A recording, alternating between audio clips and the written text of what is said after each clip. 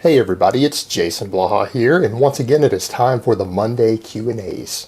So let's get to it. First question. In the non-athlete program you released where the person hits the gym twice per week, you didn't mention cardio. Should they incorporate some aspect of cardiovascular training as well? Yes, absolutely they should, and the reason for it is that this program is for someone who doesn't have a lot of time in the gym. They have a very busy life. They can't afford to get sore. They can't afford to be fatigued from their training, and they don't have extreme goals. They just want a very efficient program. Now, the rest of their lifestyle and fitness, they will need differing amounts of cardio depending on what their goals are. But I would say that any person whose goals are general fitness and health is going to want some sort of serious resistance training with free weights along with some sort of cardio or conditioning work. So absolutely, they need to incorporate something, but it needs to be based upon the individual person's needs. All right, next question. Hi Jason, what are your thoughts on current knee wrap technology as raw with wraps? Records are falling left and right and center, with many elite raw lifters now having squats that exceed their deadlifts.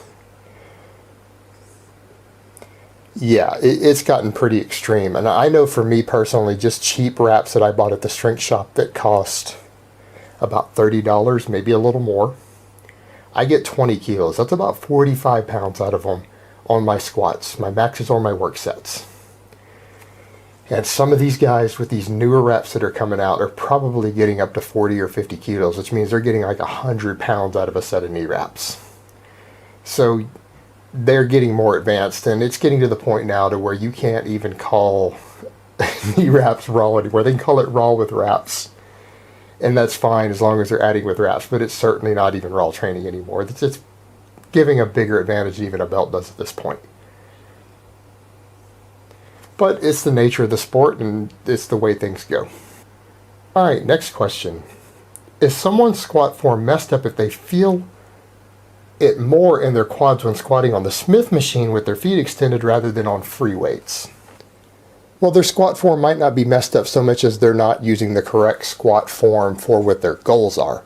It sounds like they're doing probably a low bar, wider stance squat, because you've got to remember the only way to safely squat on a Smith machine without risking snapping your shit up really bad is to do it with your feet way out in front of you, which is going to be a very quad dominant movement. So if you're not doing a very quad dominant style of squat like an Olympic squat with a relatively narrow stance and high bar, you're not going to get the same level of quad activation that you could get there. So it's a matter of what type of squat are you using. So if you're wanting to develop bigger quads as one of your primary goals from your squat, then you need to use the appropriate type of squat.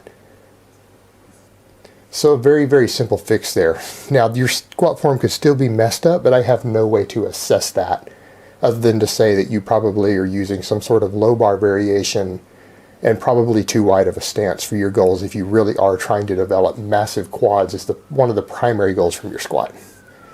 All right, guys, that's really all I have to say on that today. I hope it has been informative, and I will talk to you guys next time in part 2.